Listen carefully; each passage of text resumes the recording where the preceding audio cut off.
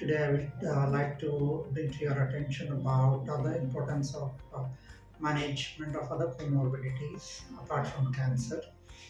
Um, all this while I have been speaking about screening for cancers and addressing the risk factors for cancer.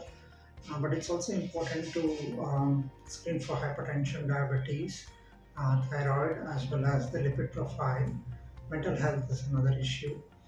So, as and when you think about getting yourself screened for cancers, please also bear in mind. I'm sure the awareness levels are also pretty high regarding screening for blood pressure, screening for diabetes, um, as well as mental health. There's a lot of conflicts in the mind, which, when not duly addressed, can become a source of stress. So it's important to understand that mental health issues, and not just, even speaking to learned people, psychologists, helps you clear a lot of conflicts in your mind. So that's important.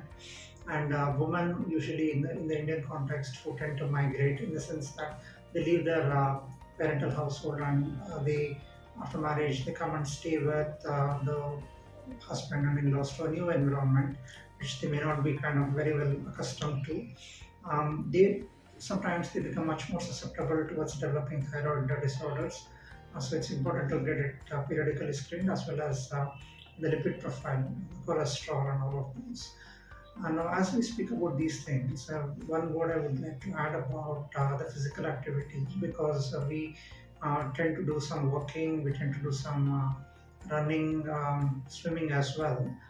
But resistance training takes a backseat. So, what I mean by that is weight training.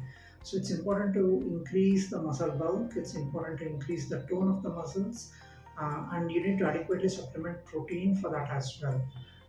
So that will help you tide over a lot of health crises, if not all. But a good muscle mass helps you to address very many issues, including infections, including treatment in the sense the side effects of treatment for any of the non-communicable diseases which I last mentioned. So does it mean that you have to develop a gym body? I don't mean that.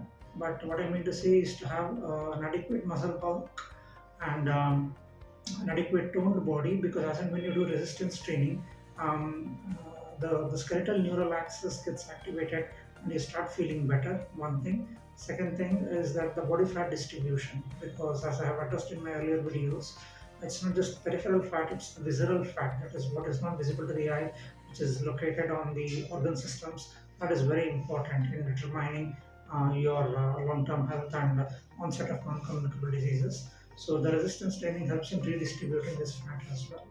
So in this context, please bear all these issues in mind and have a healthy and a happier life. Thank you for the opportunity.